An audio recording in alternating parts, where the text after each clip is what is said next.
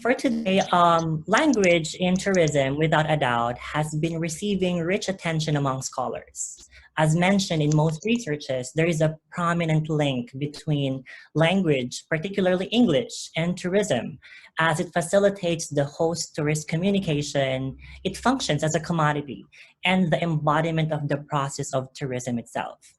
Today, we are honored to have one of the leading experts in the field of linguistic landscape who will share with us her work on the linguistic landscape of tourism.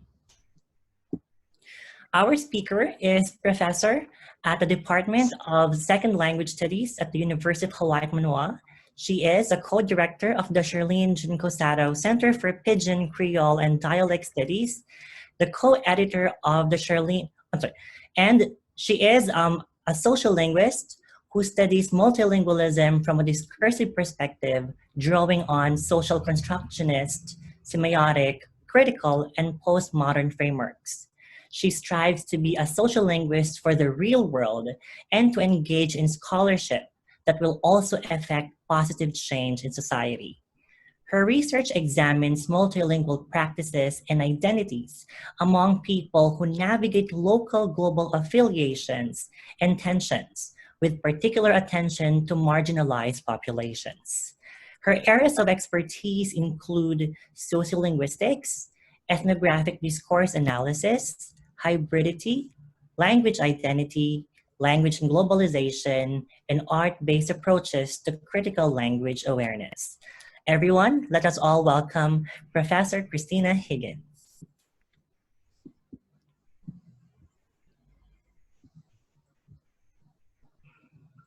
All right, thank you very much. And let's see, I guess I need to share my screen again. Right.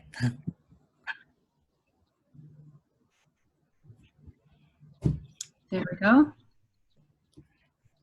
All right, here we are. All right. Well, I tried to get a sense of who's out there, but I hope to see and hear your faces and hear your voices later after sharing some of the thoughts that I have about this topic with you. And so let's go ahead and get started. It will probably be close to an hour, maybe a bit shorter than that. We'll take it from here. So I wanted to briefly introduce some of the things that I've been up to for people who don't know my work or don't know maybe much about where we are here in the Pacific. And I wanted to also draw attention to some of the ideas that I've been thinking about for many years. So I graduated from the same university as Dr. Chitra Kara, who I know as Nirada Simmergul, about 15 years ago. And my work then was looking at the sociolinguistics of multilingualism in East Africa, in Tanzania, where I did my dissertation research. So that's kind of represented on the left-hand side of the slide there.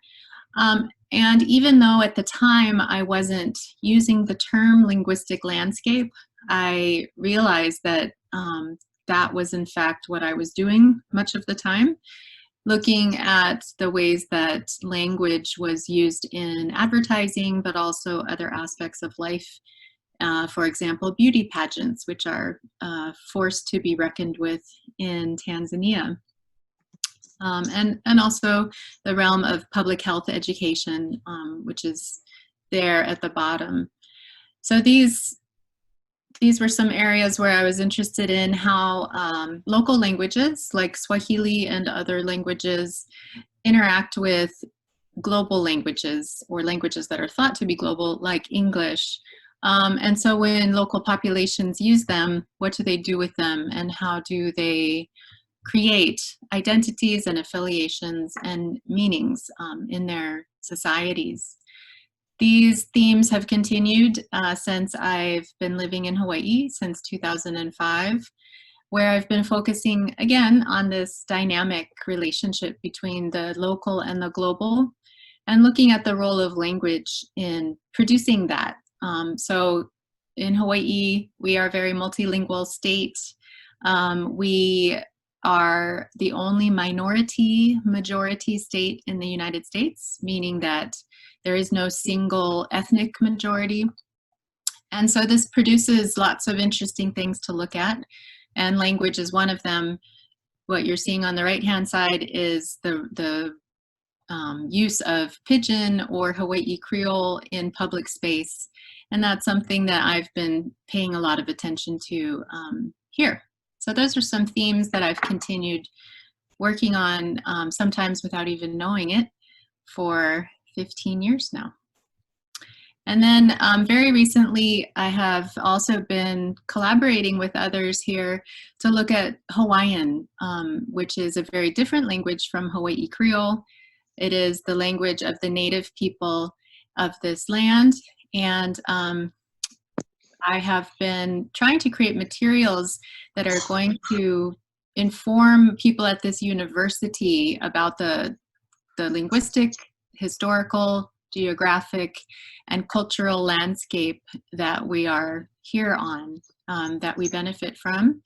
And so what this slide shows you is a walking tour that we have put together with the lesser known histories and individuals who have shaped that history in Hawaii.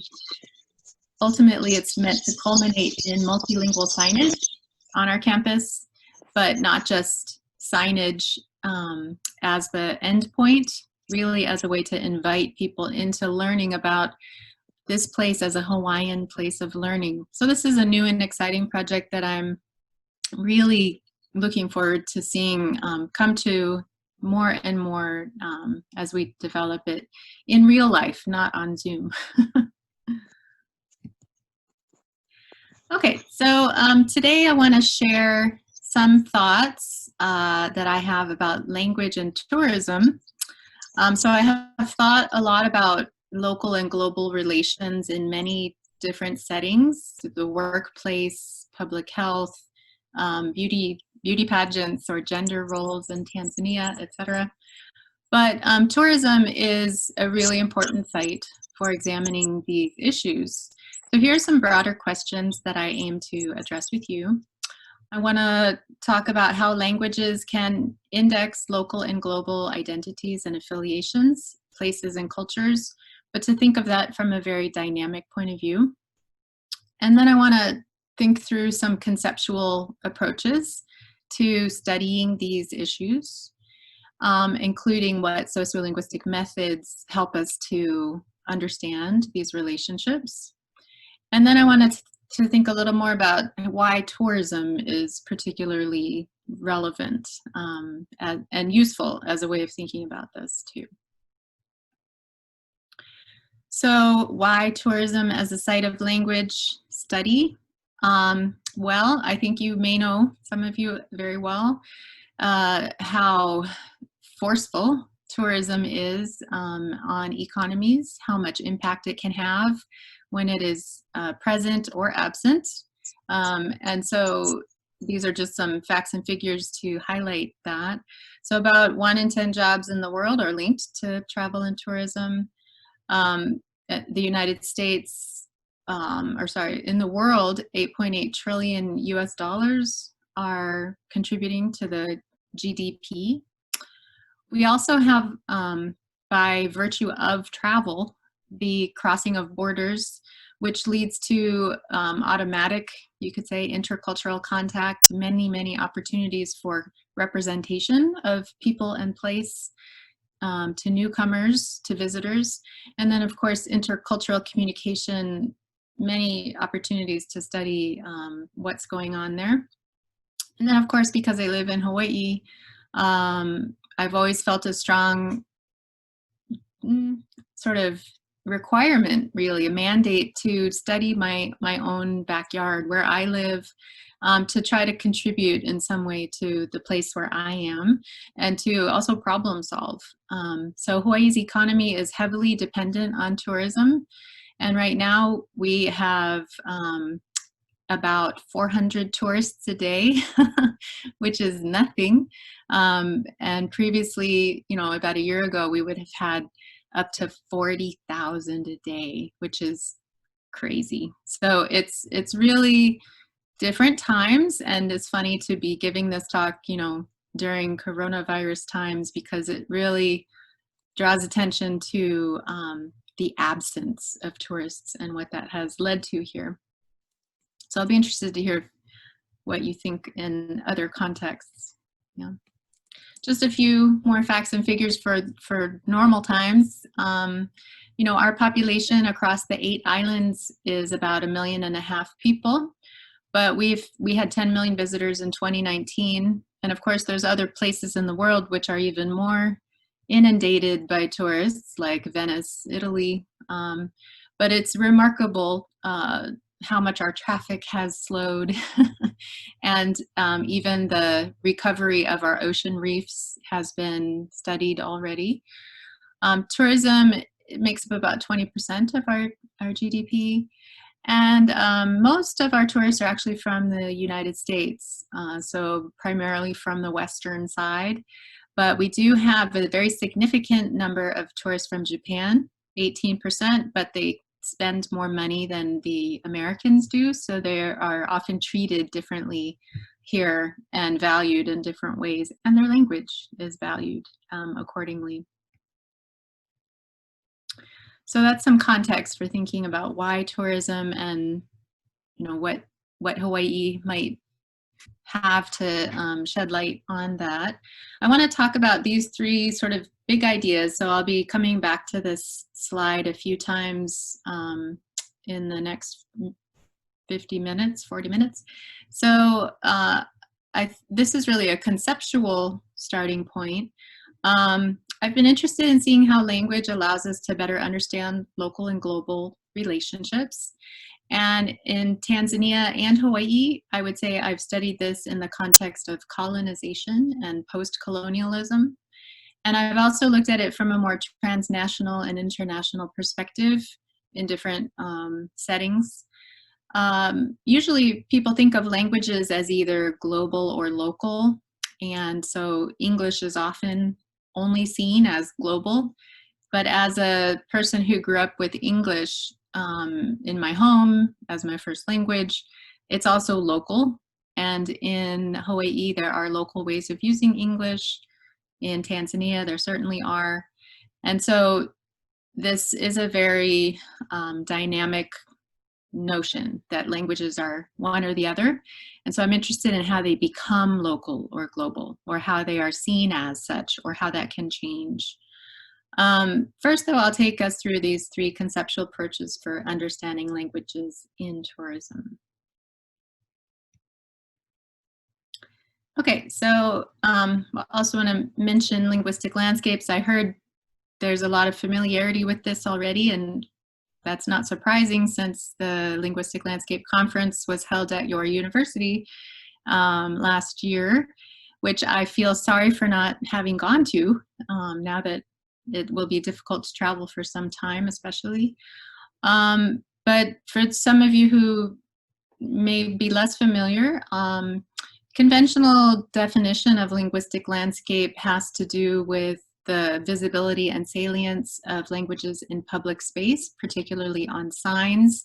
This was sort of an early definition, and I think it's fair to say that the field has really just developed in leaps and bounds beyond that quite static notion of linguistic landscape. So Dirk Gorter back in 2013 even noticed that the number of studies had multiplied quite a lot since the time that it was defined. And the journal Linguistic Landscape has really helped be a venue for disseminating this work. These are some volumes that I consider to be important in expanding the notion of studying language in its landscape to more of a spatial perspective on language. So language, space, and place, I think, is a more useful way of thinking about the kinds of things that we're looking at. signage is always still important, so we haven't lost that conventional approach, even though we've moved on as well. So I want to look at that trajectory a little bit methodologically. So on the left, you see the sort of taking photos of signs in the linguistic landscape and then documenting, describing the languages, looking for language vitality, you know, how present a language is in its context, such as this sign of Korean in Tokyo. Looking at it as an index, perhaps, of language rights or demographic change, to moving along to more contextualized approaches like Jackie Lowe's work in Chinatown in Washington, D.C., where she was doing more than looking at the Chinese language on signs, but seeing how people's spaces were constructed by how they moved around the city and what kinds of activities they engaged in. To a newer set of ideas that, that we'll talk about, signs as assemblage, signs as part of multimodal communication. So looking at how people in shops might use objects and signs while also using spoken language and gesture to get things done, to accomplish interactions, to even create relationships. So looking at the linguistic landscape as a more materially informed field of study, not just language, as they say. So just to illustrate a little bit these ideas, we have here these two signs for Starbucks in different parts of the world. Nice examples of placemaking. They're creating a sense of place that is tied arguably to authenticity claims. So on the left is Washington, D.C.'s Chinatown, which this place is actually slated to close in a couple months, I have heard. And it's an example of how signage can create a sense of place or claim to through imposing a language on the landscape. So there's not a lot that's very Chinese about DC's Chinatown. It's very gentrified, and there's nothing that has been maintained, nothing much that has been retained from the past. But by imposing Chinese language on shops like Starbucks, there's this sort of effort to create authenticity. Or on the right, you have Insadong in Seoul, which is a place known for traditional pottery and other crafts. And so in marking this place in Seoul, which is one of the most vibrant, electric, modern cities, you have this construction of tradition. You have this maintenance, this claim of maintenance of tradition through Hangul for Starbucks instead of the English sign, right?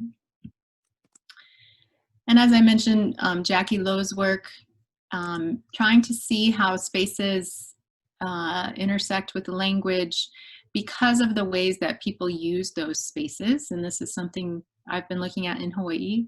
So asking people such as the elderly Chinese men in DC's Chinatown to explain, where do you go? What do you do? Who do you talk to? Draw that activity on a map. And to do this repeatedly with different participants to understand how people's trajectories through the city over time leads to the creation of very different experiences in those cities and the production of different space as well. And then the sort of more recent version of where we're at with assemblage.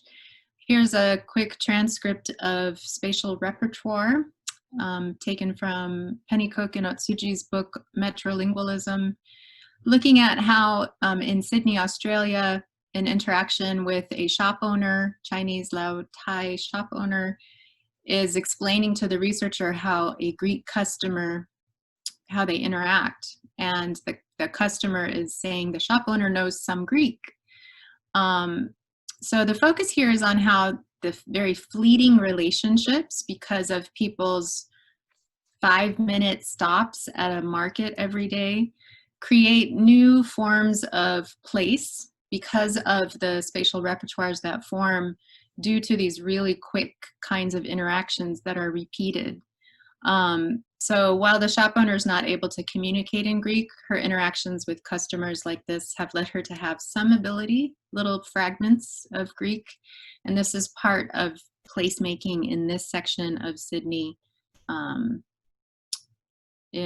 with the notion of spatial repertoire. It's an assemblage because it can't happen without things like transportation routes and other sort of material artifacts that shape how people interact. So for my work, I've been interested in signs as indices, but also how people's interactions around signs create place and claims for local and global social meanings. So I'm interested in this, and I use ethnographic methods and discourse analysis, but the starting point of my work has been the first sort of conventional approach, signs as indexical of demographics, placemaking, and more. So I have largely collected data on my own with photography, but also increasingly through sort of crowdsourcing methods. So just acknowledge, we have had sort of Facebook pages where the public is welcome to submit photos of languages like Pidgin or Hawaiian. I will mention that that's a bad idea later because Facebook doesn't maintain the GIS information. So don't do that. And instead, I'd like to promote Lingscape or Linguistic as much more useful resources for this kind of work because they maintain the geo tags for your data. So with my students and with the larger public in Hawaii, we are using these resources to collect a lot of data. And we're also working towards using ArcGIS to produce analyses of data that is, you could say, citizen science produced. So these are on the horizon here. And then in terms of analysis, I've been very influenced by the Scollins work, geosemiotics, back from 2003. I think they were very much ahead of their time. And so some basic concepts that I have found important repeatedly: the notion of code preference, the notion of audience, and also function, for thinking about local and global and how that isn't a given, but rather an accomplishment or an achievement or even a confrontation in actual usage. So these are things that we are interested in. The top example is a sign for a bathroom at our Honolulu airport, where you can see English and Hawaiian and Braille. Or in the middle, we have a local audience being indexed with the use of Pidgin for saying you should go vote in Pidgin. And also the bottom, the function here is to communicate with one's neighbor. No bang my fence for when you park in a neighborhood. So coming back to this slide, thinking about local and global aspects of language, I think it's the sort of common sense notion is that some languages are local and others are global, particularly languages that are spoken by few people are local. And so quantity is where the answer is here. So I want to look at this notion of dichotomy and these assumptions under it. And I would say, you know, this is what most perhaps undergraduate students might tell me in a first week about what local languages are. They would say Hawaiian and Pidgin. They index ethnic identity, maybe place, also political sovereignty with Hawaiian in particular. And then we have English and Japanese in Hawaii, which point to perhaps national identities, but also socioeconomic mobility. So if you are more English dominant, you're probably more likely to have a set of other things like private school education and likelihood of going to college, right, than being Pidgin or Hawaiian dominant. And it has certain degrees of cultural capital well beyond the borders of Hawaii around the world to have an American accent.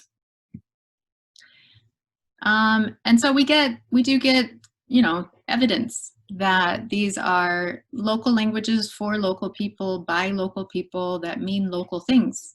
And here's two examples. On the left is Hawaiian, and it says ku kiai mauna, which is a reference to the plan to build a telescope on Mauna Kea on the Big Island of Hawaii, and the negative reaction that many people have had to that in Hawaii.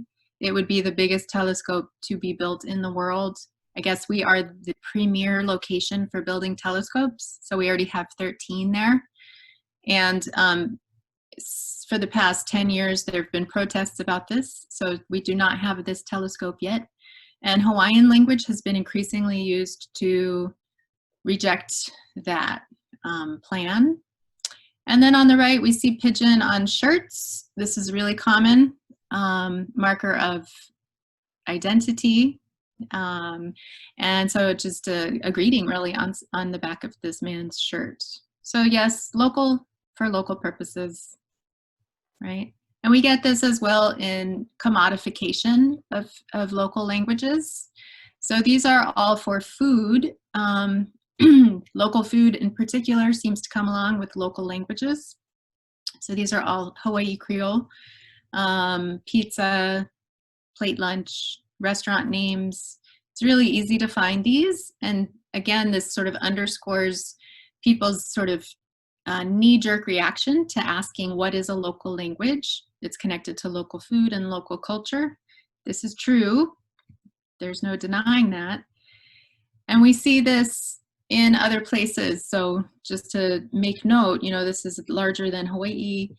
William Labov talked about these things in the 60s, looking at Martha's Vineyard and how local identification with the place that people were in, especially fishermen, have allowed them to or forced them to speak more locally and to have pride, local pride in Martha's Vineyard, which also came along with an anti-tourist sentiment, interestingly, right? So there are parallels from that study to what we see in Hawaii. But we're going to have some counterexamples. Okay, so I think what's interesting to make sense of these counterexamples coming up is that we need a new way of conceptualizing local and global. So it kind of questions that, right? So we're going to now turn to a nexus of intersecting scapes as a way of conceptualizing these relationships. So here I give you tourism data. This is from our Big Island, known as Hawaii. We call it the Big Island because it is big. And this sign is a nice illustration of this dynamic, right? So this is a gift store that's written in Pidgin all as one word. And it's translated, but it's sort of translated in Pidgin. So it doesn't, I find it funny on a few levels. But it's a store that caters to tourists. And what they're saying is, we have everything you might want, any kind, all kind things, everything that you need. So this is local language for non-local audience. And that's interesting because it challenges that dichotomous view that local is for local is for local, right? So in this case, commodification is the underlying force. And there's other examples of this in the world, in tourism in particular. But I think that the conceptual framework that helps to make sense of this is Apaturi's dimensions of global cultural flows, his notion of scapes, and thinking about globalization as a very fluid sort of overlapping and intersecting set of forces, including money, people, technology, media, and politics. So I'm going to share this example because it's one of my favorite pictures for linguistic landscape research that came from my Japanese student who spent some time in Bangkok. So it's not really tourism, but I think it nicely illustrates the notion of intersecting scapes in a very complex way. So maybe this one wouldn't be seen around because it's about 7 years old now. But you see Japanese, Thai, English, and you also see this really interesting play with orthography. And you see a lot going on with popular culture and transnationalism as well, right? So who the market for this is, I don't know. But certainly linguistically, you get Japanese in kanji, you get oishi, a Japanese word spelled in Thai for delicious. And then you get green tea, which is English, I guess, but with a Thai orthography. So we're getting a lot. And some people don't even really sort of have an index for this image of Usopp. Others do, you know. So we're having a lot of indices that are the combination of the ethnoscape, the mediascape, and the technoscape coming together to sort of create and serve a particular market because of globalization in Bangkok. Another place where we can see this is in Kathmandu. So we have my former PhD student Bal Sharma's data here, looking at Chinese market that has increasingly become relevant in Nepal. And so on the left, you see the selling of cashmere scarves. And what it is a dragon with a girl and sort of pop culture references in the writing system, sort of cute language to draw attention to who the customer is that they're sort of inviting to buy this scarf. And on the right, you get a really interesting case of a political statement, really. The sign reads that the Diaoyu Islands belong to China. So these islands are contested. South Korea feels that they belong to them.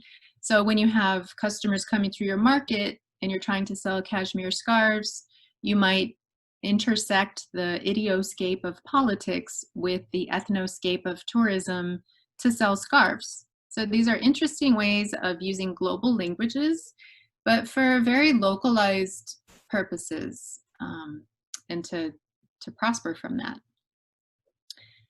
So I want to take this model forward for a little bit and then see what it doesn't allow us to do. Looking at how these scapes help us understand local and global. So I think in Hawaii, we have similar things to the scarves, where we have the ethnoscape and financescape coming together to commodify local languages. And I think probably all of you have examples that you can think of where the things that tourists buy are things you don't want, right? So it's junk, it's low quality. Most of the time it's not even made locally. So that's true for us as well. These are all considered tacky in Hawaii, but popular among tourists. So even that aesthetic is interesting to consider.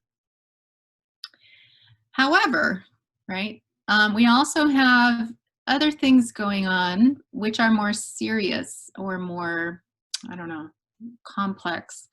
And on the right, we have protest in Waikiki, which is the center of all tourism in Hawaii, 44,000 hotel rooms. And what you have here is part of the linguistic landscape, which is this flag, the state of Hawaii, but it is upside down, which means nation in distress.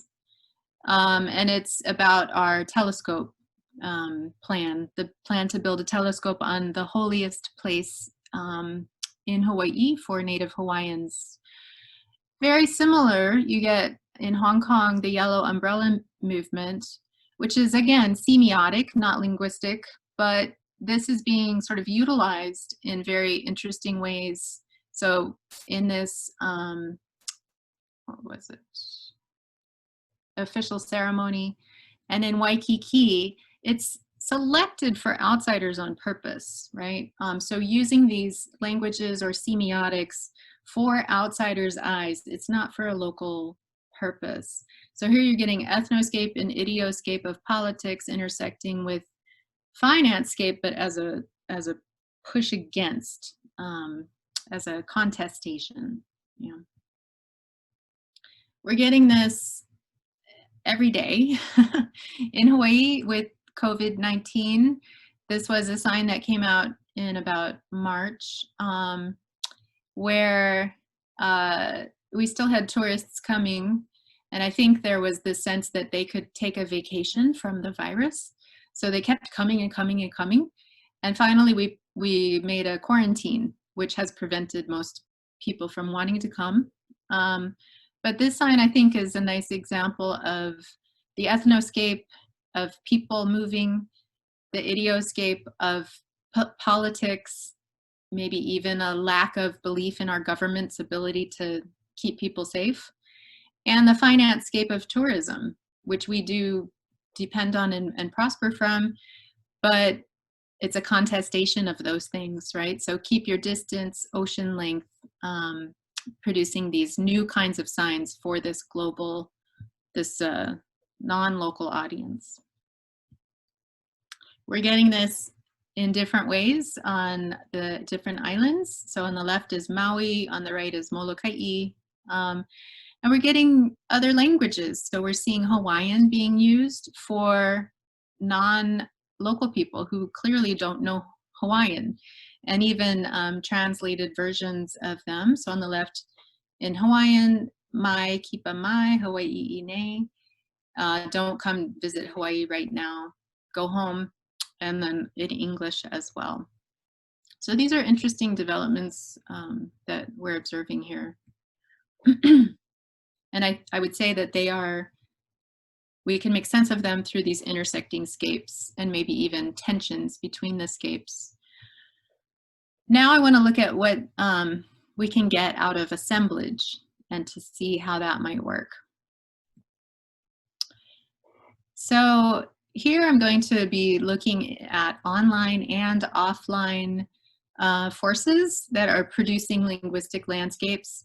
And it's not just producing language, it's producing the flows of people and even the desire of people to travel. So John Urry is an important person who's written a lot about the tourist gaze and this idea that people see a place through a particular lens. It's almost like wearing glasses that you can only see it as paradise. This is a very frequent way of referring to Hawaii. And many local people hate that idea that this place is paradise because it is very expensive for local people to live here. And it's expensive because of rich outsiders, right? So this notion of paradise is the tourist gaze.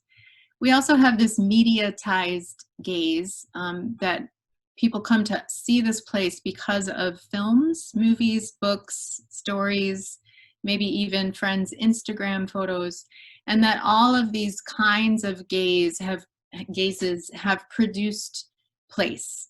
So you guys might know that Hawaii is a place for filmmaking. Jurassic Park was filmed here, and it is in fact a reason why people come, so that they can see where this movie was filmed. It's part of the tourist gaze that brings people here.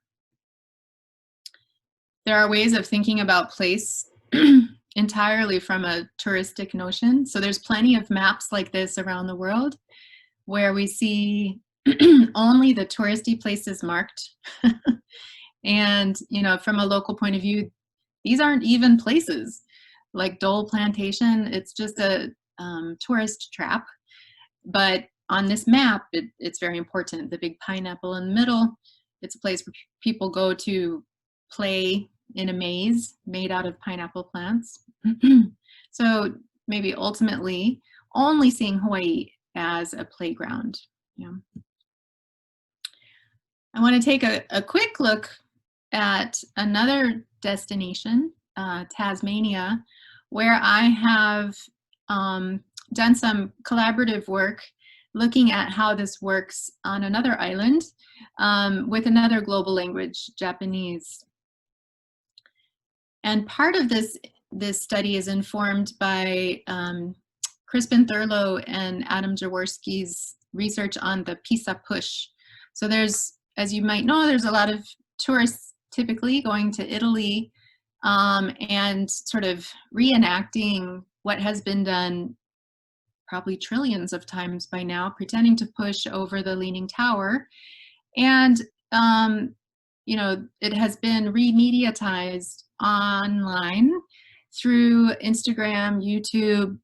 Of course, earlier it was travel books or just people talking about it after they came home. And there's even sort of people who have become expert guides who will help you pose correctly to get the right angle. So this idea of remediatized practices, creating places, is something I want to look at. So this relationship between online and offline spaces with regard to producing destinations and how this has an effect on language. In Tasmania, there's a really interesting phenomenon where the media has had an impact on a little town that this little town did not see coming. So we want to look at that more closely. And I've done this work with Maiko Ikeda here at the University of Hawaii. And what we're going to see is how the offline place, the real world place of Ross, Tasmania, has been affected by mediated representations and actions and remediatized practices online that has in turn produced new spatial repertoires, a linguistic landscape effect. Oops. Okay, so here's Ross in kind of the middle of nowhere, known for this bridge, ugly colonial history that got rid of Aboriginal Australians and also was the best known for incarcerating women, right? So not a lot of reasons for tourists to go there. Rural, a very rural place. However, this is a force of nature that has changed the fate of Ross, Tasmania.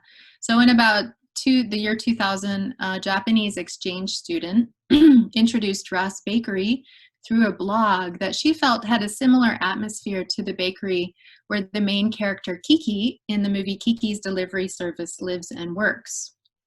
So some of you may know this film. It's very well known around the world. She is a young witch in training, and all the witches have to live in a new place for 1 year to become certified. In the film, she goes to a small town and works at a bakery near the ocean. And through the story, the audience can see how she overcomes obstacles and sort of becomes more mature and confident. She questions her abilities and feels lonely, but conquers her fears.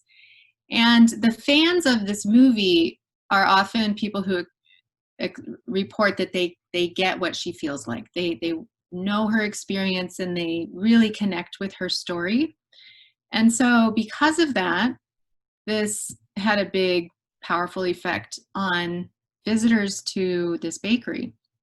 They saw Kiki there. She's never been there. It's an animated film.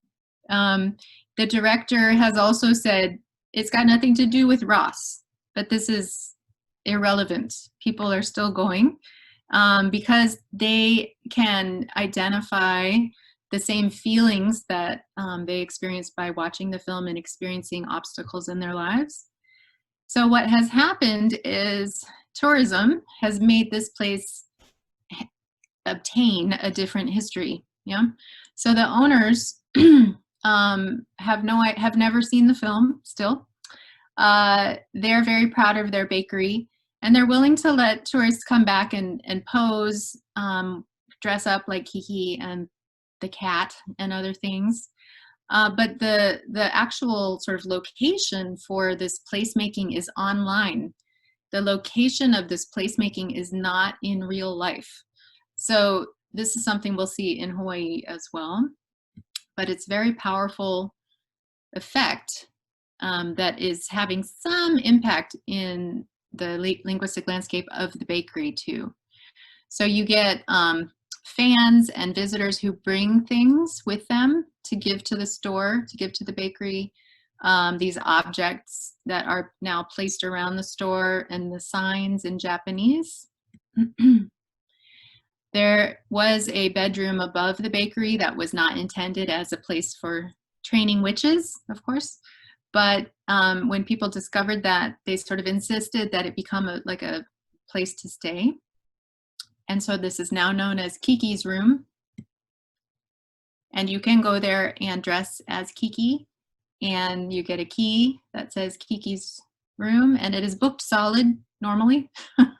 And then you can also read everybody else's journal or entry into the visitor book and guest book.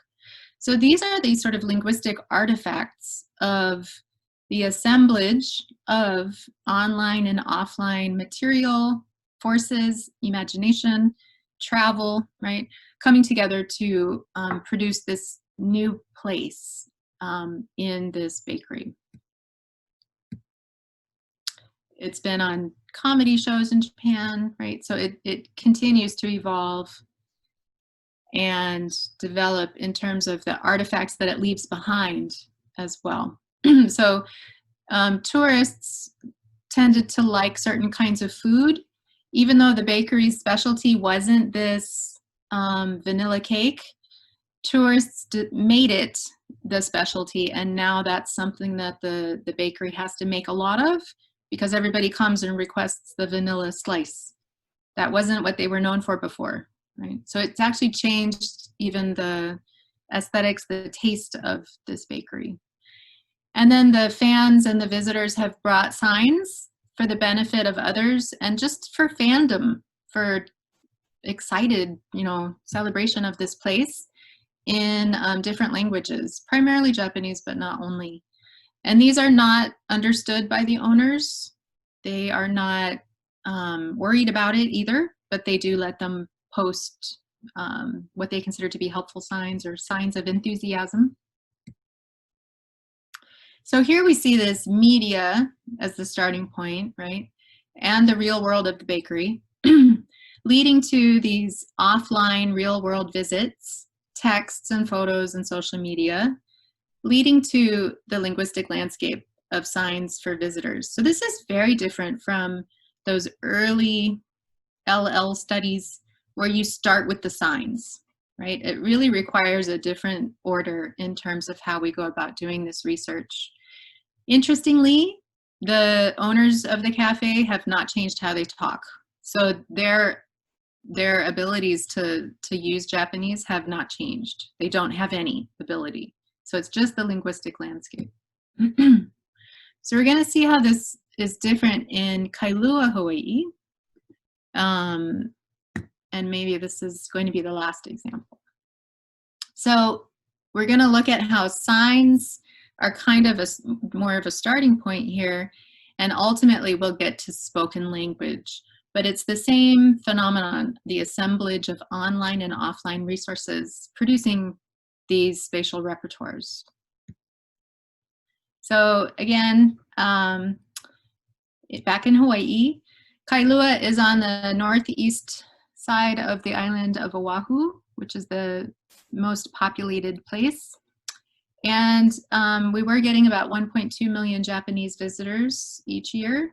And this town is popular as a sort of easygoing town with a beautiful beach.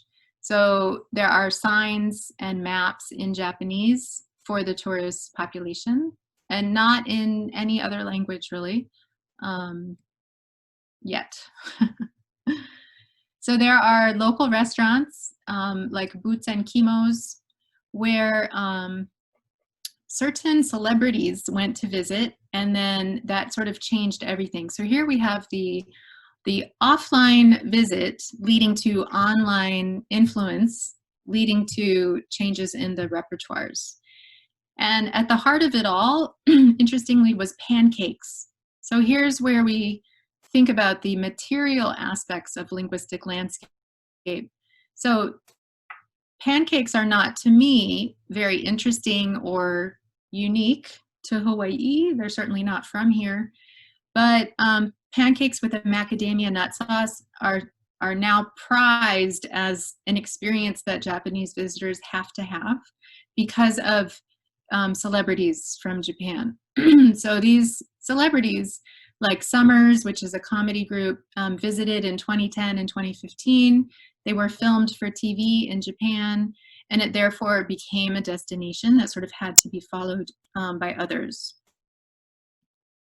Prior to that, that restaurant was for local people only, and now you can't get a table.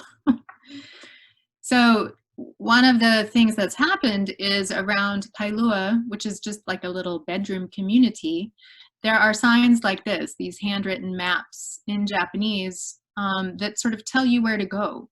So this is a map of a bike route that tourists can take to the beach and a hike. This is a very literal example of the itineraries that lead Japanese language to emerge in new places. So because of where people travel, because they're consuming pancakes and getting on bikes, that's where this global language has started to pop up, right? Interestingly, at this restaurant, Japanese is hard to find. So on the door, there is bilingual English and Japanese, but elsewhere, it's very unusual. So here's the duo, the comedy duo, going into rent bikes after they ate pancakes. And one of the reasons for the relative lack of Japanese is because of the internet, right? So we have people like Kazu who followed Summers to Boots and Kimo's and made a YouTube video years after they went, and provided this resource to other tourists who can also follow his YouTube video of self-driving to Kailua and going to order these pancakes. So in the video, he drives, orders pancakes, and eats them at the beach. And he shows people how to get to the beach, all with Japanese only, no need for English. So his blog acts as a literal itinerary, and the visitors don't need any English to get there. So there's a bunch of internet-based bus route guides now as well for people interested in going to Kailua. The state of Hawaii doesn't make these available in Japanese. Our tourism authority doesn't do much to provide language support. And the reason why is because we have all of these resources that people are making on their own, just like in Tasmania. So the visitors get there and line up and wait for hours for these pancakes. There's no Japanese menu. There are some other signs in Japanese in the bathroom and for t-shirts and for coin charts. That's about it. The reason why there's no Japanese menu, they're there for one thing, macadamia nut pancakes, and other people have translated the menu online. The restaurant has never bothered to do it. They don't need to. Now, in the interactions with waitresses, they don't speak Japanese. They're in Kailua, which is not Waikiki. It's not the tourist hub. So they know almost no Japanese, but they've learned a little bit in order to upsell or to make the bill higher, right? So when you're living off of waitress wages, you want to have your bill be higher because then your tip is higher. So they will explain things like painapuru, excuse me, which is really pineapple, to sell to tourists to make the bill go higher. And then they also have to explain that these pancakes are 3 big pancakes. So a lot of them know sanmai for 3 pieces. And they also might know expressions like gomen nasai, or menu arimasen, or arigato. But it's very truncated, it's very brief, like the Greek that the shop owner in Sydney knows. They can't communicate fluently, but they have sort of this tiny spatial repertoire just for pancakes. This then leads on that pathway to other destinations. So because the comedians and the bloggers follow the paths of these celebrities, the bikes are now bilingual that people rent. And then the community has seen that the Japanese visitors are riding bikes and trusting the public when they shouldn't, because American drivers are not very good and they want to help them. So they make handwritten signs like this to save their lives, because the Japanese visitors on bikes are riding on the roads where people drive too fast. And so they're trying to be helpful here. So again, the city is not the actor. The government is not the entity that is making the signs. It's coming out of this sort of online, offline, real world observation. Here's another example from Matsumoto Jun of the band Arashi, extremely powerful force in the world. He visited here and went to a place called Lanikai Juice. And guess what? Everybody had to go to Lanikai Juice. And the impact on the linguistic landscape is that there are now menus in Japanese as well as Korean.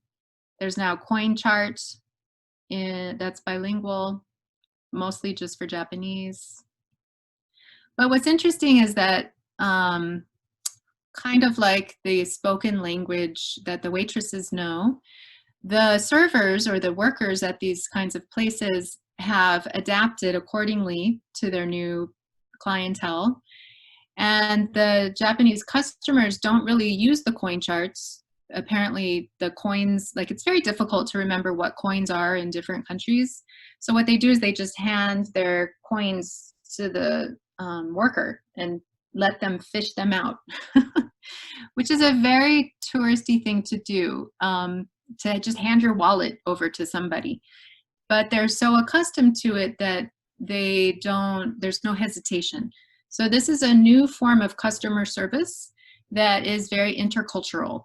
It's a way of serving a Japanese customer that is very specific to these flows and trajectories. A couple other points here. Even though people go to Kailua for the pancakes and the biking, some of them also want to do some shopping.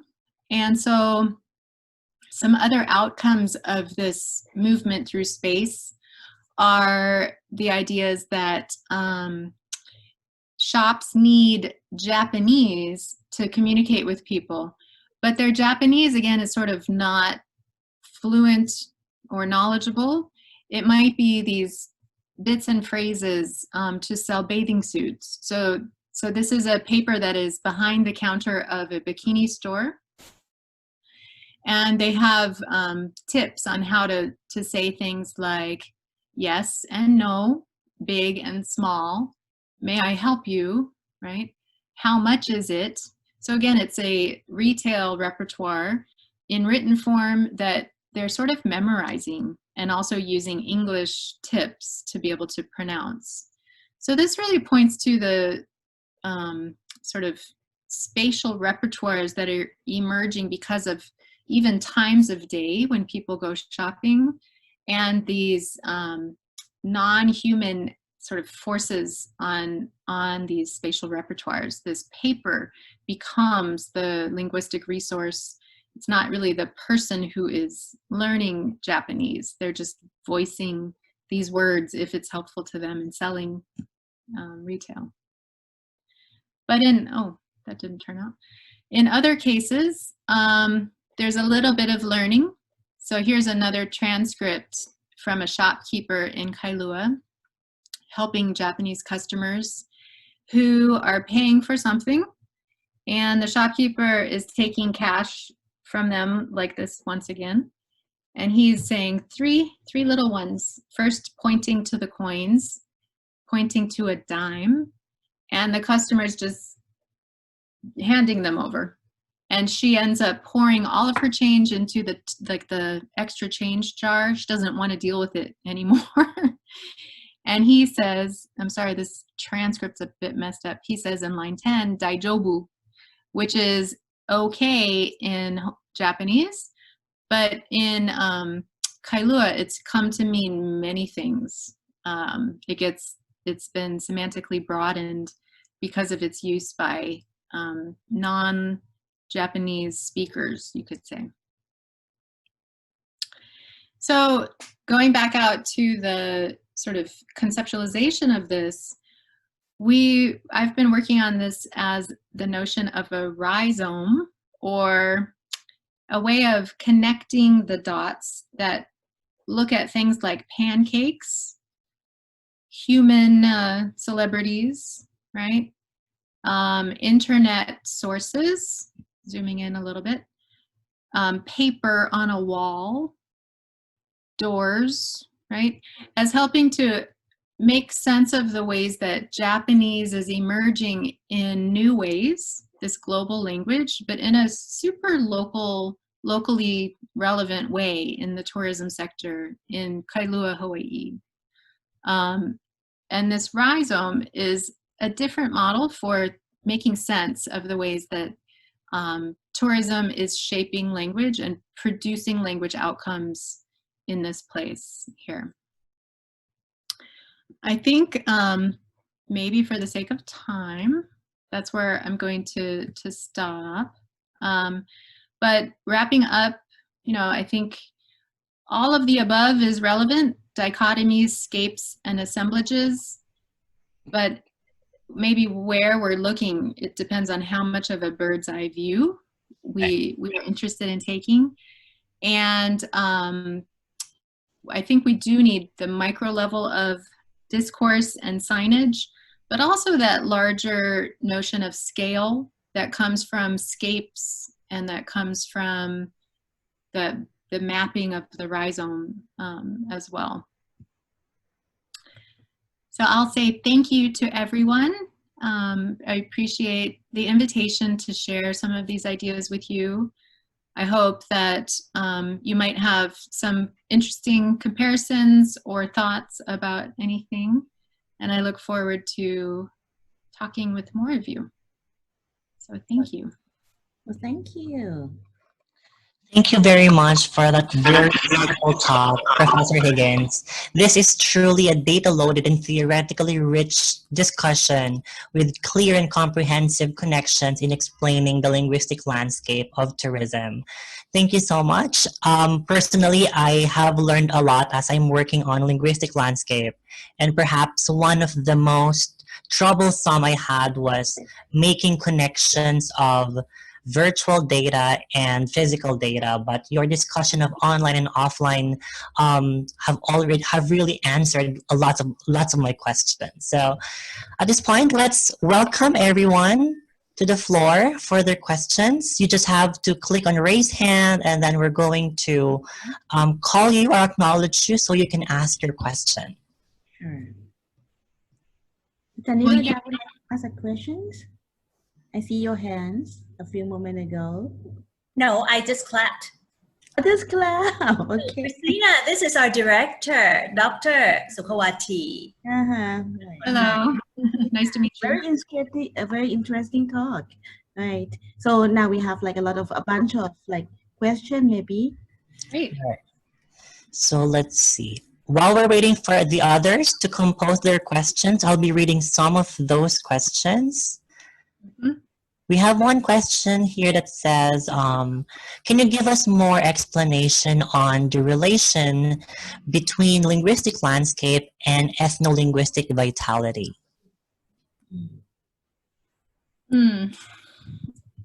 Yeah, I think that's really a legacy of early research questions. Right. You know, this term is attributed to Landry and Borges in French Canada, who were interested in sort of the vitality of French, a minority language. And I think a lot of linguistic landscape research until about 2010 was doing similar work, looking at minority languages and sort of asking how do they stack up next to majority languages? Like, what's their function and purpose? Are they losing ground, gaining ground? So almost as a measure of language shift, language maintenance, etc. But I think, for me, at least in Hawaii, it's more interesting these days to see, for example, Hawaiian used in a way that doesn't match with the 1980s or 90s versions of vitality, but it's actually used more as a contestation of language ideologies, and as a act of political sovereignty as well. So I guess I would maybe leave it there. You know, I think there's a more conventional or perhaps dated view of language vitality, and then I think there's more semiotic and social ways of thinking about it. Right, thank you very much. There's another question. This is about data gathering, and I suppose some people are actually doing this, and even myself, like the crowdsourcing as means of data gathering. Is it now acceptable as a means of data gathering in sociolinguistics? Acceptable. Well, it depends on which sociolinguist or linguist you talk to. I mean, I think for sure it's acceptable. It depends probably on what your questions are, you know, but you can take it from a very practical, functional point of view. Like it just makes sense to crowdsource to get lots of data, and the enthusiasm for big data is very real in many parts of the, you know, academic world, but also the corporate world. So, you know, it's very practical and beneficial, but also I think from a more, I guess political perspective on who makes knowledge. So more from a citizen science point of view, or even a participatory point of view of like, whose knowledge is it that we are documenting, studying, describing? Who are we benefiting even when we do this kind of work? So, you know, I think it depends on your thoughts about what the purpose of academic work is, and wondering if it's acceptable. But it's definitely been done. Yaron Matras at the University of Manchester has been collecting with Linguistic, LingSnap for quite a while, and has done amazing things, documenting the multilingualism of Manchester. Right. Thank you so much. So I assume since no one is still raising the hands, I'll take the opportunity to ask questions. So like I'm also working on linguistic landscape in tourism, but in a more sensitive topic like sex tourism. So initially I was looking at drawing the connections of, you know, digital discourses or virtual landscapes to that of a physical landscape. So I saw that a lot in your online and offline presentation, as some researchers that examined online discourses in sex tourism, they said that it serves as the expectation for people who wish to visit a particular area. However, it has really been a challenge for me to draw that connection, so I ended up dropping it. So my question will be like, how do we really manage, you know, the selection of theoretical ideas that we can put into the data that we have? Basically, like what I did is I just look into the data, spend so much time in it, and try to look into how they relate to the questions I'm asking, and try to look into the theoretical ideas that could help me systematically answer the questions, but I guess the problem sometimes is, there's a lot of things going on that I get to be very much overwhelmed. So how do you think we can manage the amount of the analytical tools that we put into our data? I think that's true for every study, like the challenge of how do you choose which concepts or which methods, how do I think about data collection? I think that's true for classroom studies or, studies of language attitudes. So it's not specific to linguistic landscape. In my experience, I would just say I have always foregrounded the social so what, right? Right. So there are, to me, when I think about guiding more novice researchers, I think of how questions, and then I think of what questions. And the what questions are usually the ones for me that come first. So my what question is like, what's going on in Kailua all of a sudden? There's so many tour buses now. What happened? Right. And then I think, how do I figure that out, right? So the how in this case required that we learn things about trolley buses, and that we learn things about, I learned things about, what's his name? Miyazaki, right? So I never knew before, or certain TV celebrities. So I think, first of all, having a clear sense of what your what and how questions are related to each other, what they are. And then for me, I also want to start with observation and sort of the micro level before preoccupying myself with all the big ideas. Right. So I personally start with the data, and I think about what's going to help me explain this.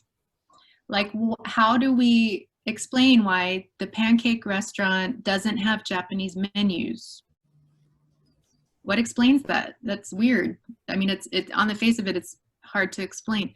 So assemblage and posthumanism, becomes relevant to the explanation, and that's the path then that I have to go down to make sense of it. And maybe scapes as well. Yeah. All right, thank you so much. I think also when you mentioned about looking at the micro and the macro, they kind of help a lot in planning perhaps the order of the way we ask our questions, and that also helps us to put in place the right tools that can help us to answer these questions. So the next question is, how is linguistic landscape related to language attitude?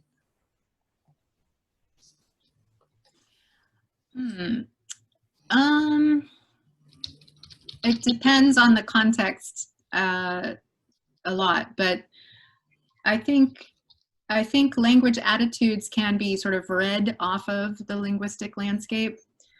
There's very interesting work in Hong Kong by Jaworski and Lowe, looking at the political movements, the protest movements there, and it's actually quite direct. The encouragement of the use of Cantonese in writing as well as a political statement, even in the Occupy sort of camps that have existed.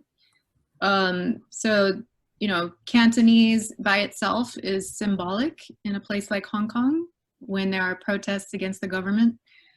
And I think that's what I see in Hawaii too, with Hawaiian and with Pidgin. So you can say you could sort of read language attitudes from their use, from the use of languages in the linguistic landscape. There's other studies that have looked at the online-offline relations.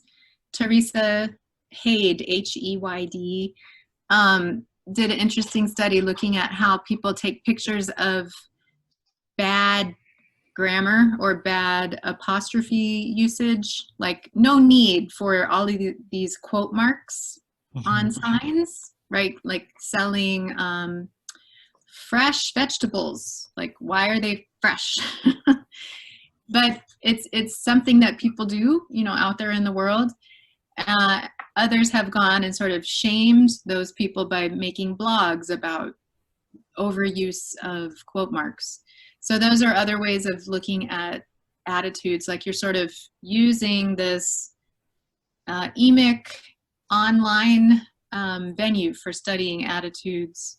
You could also ask people, you know, in a more controlled study to look at pictures of signs as well, or to walk through a neighborhood and talk about like what do they see, what do they hear. So walking tour approach to language in physical space.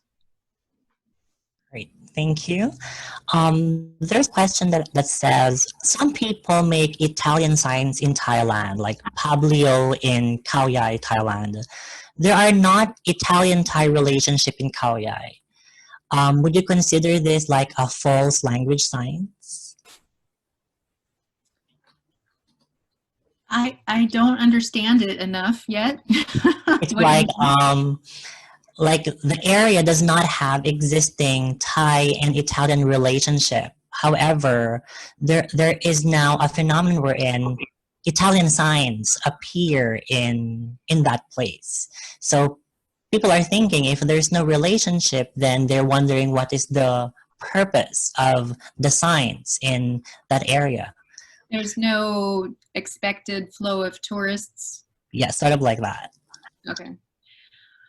I don't know, but I would wonder, I mean, number one, I would want to ask the people who run those shops what's going on there, right? I think it's a little bit scary to some researchers to like actually ask people about their signs.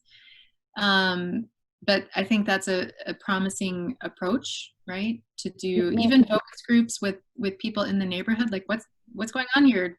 I don't know, but there's been the analysis of like French in Japan or other places where it sort of makes no sense in terms of functionality, but it's very symbolic as a language of sophistication or exotic difference. I'm not sure what Italian might index in that place in Thailand.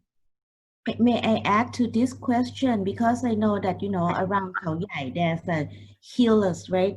Hills and like in panoramic view. So they try to create the architecture to imitate Italian style in Tuscany, right? Therefore, they try to like make up the environment to like to simulate the you know, the environment or the view in Italy. The physical landscape. Is it? Right. I think. Is it a theme park? I've never been. We call it Palimo. I don't know. Like the buildings are all created, like they have the Italian architecture, from what I know. Italian souvenirs as well, and Italian. I'm not sure about that. I have never been there, but I see in the pictures people try to like take a pictures there, and somehow it seems like they are in like Italy or something. Yeah, there's other, I mean, you guys know, I'm sure, other theme parks in Japan and China, and of course we have Disneyland, Disney World, where I think people feel quite satisfied taking a picture next to the Eiffel Tower, which is not in Paris, right? But it is a fulfillment of a certain kind. It's an imagination, like when the young Japanese women visit the bakery in Tasmania. There's not a evidence-based connection to Kiki, but that doesn't matter, right? So this idea of creating place making, fantasy making in the actual physical landscape is quite interesting. Using the geographic features that expands the notion of linguistic landscape to topography, right? Yeah. Mm-hmm. Thank you so much.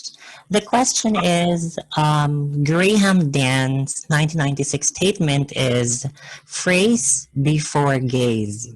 In research, it seems gaze comes before phrases or outcomes in tourism. Do I understand correctly? I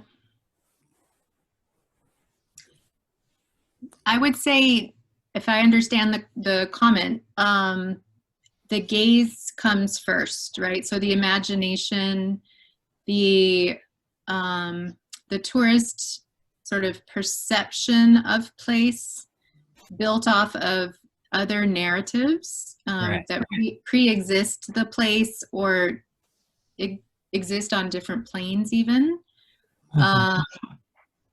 Yes, I would say it's really hard to shake that Right. gaze. And I think you see interesting maybe counterexamples perhaps in the world of ecotourism, although not always, where that gaze or that bubble of imagination tries to get popped. Right. Or in, I can't remember what the industry term is, but people who are interested in like a real world, real life experience, like they want to live with a family and just have an everyday experience for 3 days in Kenya, or I don't know, right? They don't want the touristy experience. I think those might be counterexamples that are trying to delete or push aside the gaze. Right. Yeah. And I think so it depends on the tourist, for example. Like if you're fairly new, you tend to look at the big thing first. Like so the gazing happens. Then you don't look at the phrases. But if you're quite familiar, then it might be has something to do with the onlookers or the participants in the tourist itself, in the tourism itself. It could also show that maybe it's not a linear process. It could be other way around depending on the context and the participants. So we have, there you go, we have questions. People are raising their hands. So let's have one. Yang Wang, you can now unmute yourself. I have a question. So you just mentioned since a lot of Japanese travelers now in Hawaii and a lot of signs are written in Japanese. So in terms of the language contact, so have you seen some influence from one language to another language? For example, the Japanese influence the grammar or the syntax of the Hawaii language, or the other way around? Yes, but not from tourism. So the history of Hawaii is very multi-ethnic, and Japanese has influenced this place from the 1880s because we had sugar plantations and needed laborers. So, you know, we had a long history of plantation laborers coming from other places, which is why we have a Creole language here. So in that way, Japanese is present in our local English, and in a lot of everyday expressions. Japanese words are used. So like bocha, for example, pretty much except for linguistic landscape stuff. But I know bocha is to take a bath, because people will say that to their kids. They'll be like, go bocha, you, go bocha. And, you know, things like that. But from tourism, only in maybe Waikiki, there might be some effects of that. What I have seen is workers who don't, never learned Japanese, learning more and more of these fragments of Japanese to be able to communicate with tourists. And same thing is happening in Osaka, Japan with Chinese tourists. So the station conductors in Osaka around the international airport are able to tell people like which train they think they need to go to, and to like in a full sentence almost, but they can't talk about whether they have a child, right? So it's very specific to the function of what they're doing in terms of language learning. All right, thank you so much. We have another question. When you study signs to help us interpret the underlying meaning of the message, is it normal practice to interview people who made the signs if we can trace them? How common are interviews used for the study of signage? Yeah, it's not common. I think one of the appeals of linguistic landscape data is that it's easy to get without human subjects review. But I think that's why it's taken a while to become complex and interesting, to me at least. So I like to take a more ethnographic, holistic approach to it. And it's not just the signs. Those are part of the story. And I think that story requires knowing who makes the signs or who they think they're making signs for. Because like with the coin charts, there was all this energy put into making bilingual signs about like, this is 5 cents, this is 10 cents, but the Japanese customers don't use them. So it was a waste of time. So I think that's interesting, right? To look at the process underneath the production of the signs. Thank you so much. Do we have more questions left? I think I'll follow up on that question, like for the interview part. Like I think it's quite easy if you speak the language used in that context, and perhaps you can capture the not really the entirety, but perhaps you can capture pretty good insight from that data. How about if you are not a native of that particular concept, or you do not speak that language, and the only option for you is to perhaps hire someone who could walk with you to do interpretations? And so what would be the limitations and probably the issues in the data collection?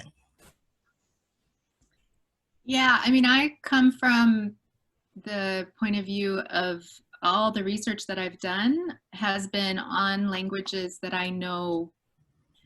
And I find it very strange, or that I have a co-researcher, right? So with Japanese, I had a co-researcher.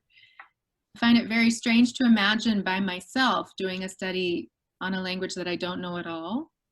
And I know that perspective is quite possible with certain research questions, but with very social kinds of questions, I think it's very difficult. And it's also very difficult to get willing participants to tell you that much if you haven't indicated that you know much. So, I've learned Hawaiian in the past few years just so that I can do research on it in a meaningful way. And I'm sure there's studies on Hawaiian by people who haven't learned it, but that's maybe somewhat of a sub-discipline specific preference. If you're asking social questions, I think you really have to build relationships with people, and showing that investment or creating that collaboration with a co-researcher is really important. Tuika, I think Ajahn Wuttipong from Cooley, he has a question. Oh yeah, I did read his question. His question already. Thank you. Anyone else would like to ask a question? This is your time, especially those people who are doing linguistic landscape study. I have a question. I'm not doing linguistics landscape. I followed Joey's presentation last time, and I think someone commented about Joey taking pictures of different signs that he could run into copyright, or it could be against the law. So is that possible? And especially the signs that Joey was taking was, well, they were sex. Obscene. Obscene? But are they public? Are they in public? Yes. Yeah. Like shop fronts, promotional signs. Yeah.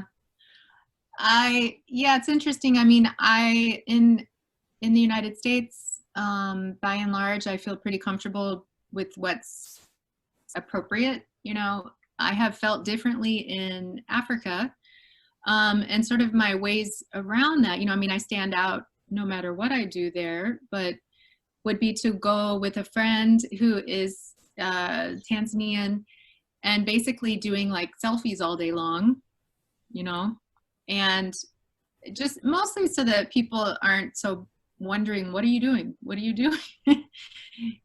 Because there's nothing illegal about taking pictures of the signs, but it's more of an attention issue, like drawing attention for no reason.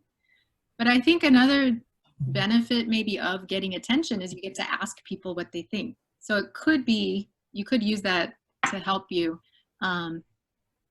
But yeah, I think generally speaking, in my experience in publishing, if you take the picture, you own the copyright. So it's you can take a picture of many things, and you know, you get to use your photo. I see. That gives me a relief.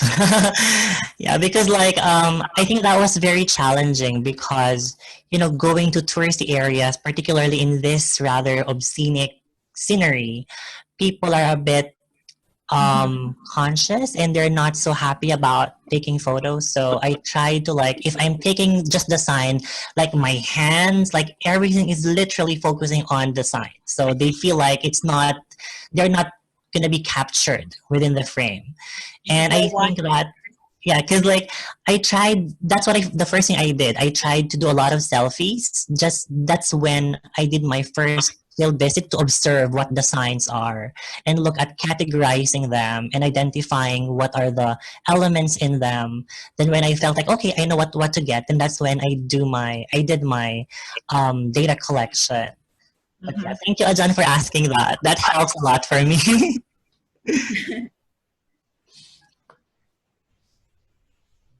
There's one more question, isn't it? There's one more question. Yes, the question is, oh, this is good. I think it's related to what Ajani Reda has raised. Are there ethical considerations when conducting linguistic landscape, particularly in data gathering?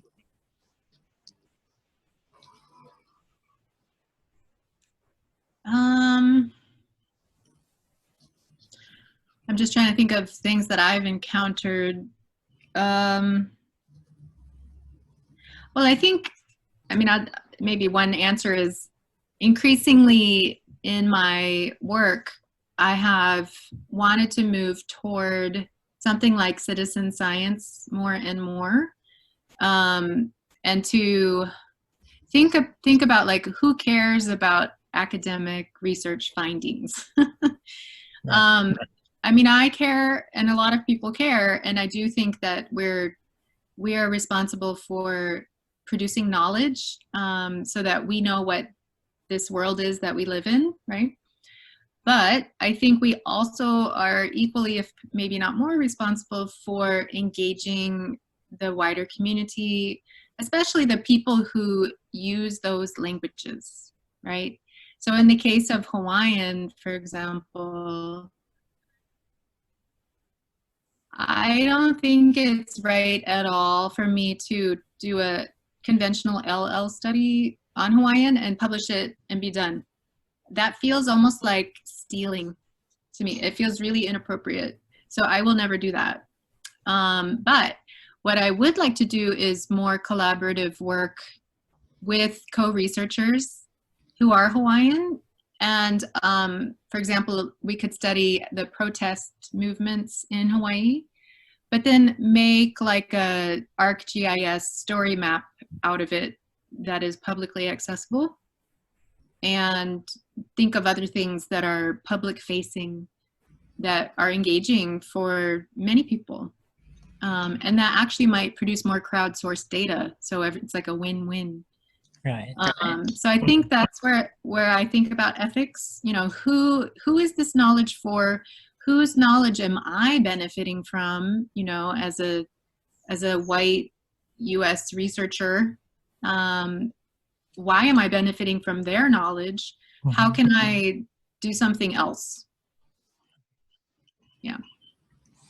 Thank you so much. I think one of the issues I think that I got from data collection ethic is that if you accidentally captured someone's face, just blur it out. I think that's very serious. So for taking photos, just ensure that there are no visible faces of the people. Yeah, I really like when you said about the impact, because that was the issue that was raised on our 7th webinar on language health and illness, wherein it's about understanding the bigger impact, like who will actually benefit from it. It's not just mere for, academic purposes. Like we have to redefine what academic is. And I think that makes a lot of sense. And that is also one way to perhaps tap the right people, or perhaps get them to engage with you in the research activities that you have, as they would know they would also benefit from it as well. So I think that that's a very, very essential point that you raised. Yeah. Do we still have questions? And I'll just mention too that I think we shouldn't wait to collaborate until after we have our design and data. Like the collaboration should start with, what questions should we ask? Yes. So from the beginning, yeah. Right, from the conceptualization part until the publication. Mm-hmm. All right, so I think we've definitely learned a lot, especially myself. Actually, the chair of my committee recommended me to read your works a lot, Andy Jokens, as I'm working on space and all, and I've been looking into it. So everything has been very helpful, and your talk right now gave the answers I need. Thanks a lot. Yeah. So thank you so much, everyone, for joining us. This is the last session for the EIL Webinar Series I, and perhaps our EIL Program Committee are brewing another Series 2. So stay tuned with us. Go and like our website. Go and like our YouTube page at English as an International Language, Chulalongkorn University, and our newly established YouTube channel that is EIL Chula. So you can watch all the talks delivered. Everything is uploaded there. And we thank you a lot, Professor Christina Higgins, for your wonderful contribution. Linguistic landscape is truly an interesting field, and there are very, very few yet who are engaging into such study, and perhaps this talk has opened many doors for people to explore, given your loaded data and rich discussion of theories and how they relate to each other. So thank you so much for that wonderful discussion, and thank you, Ajahn, Assistant Professor Dr. Nirada, for inviting Professor Higgins. Thanks a lot. And our program director for definitely putting this up and benefiting not just the EIL students, but also all the people around the world. And that's what you call impact, I should stress. All right. Thank you so much. And I hope everyone have a wonderful day.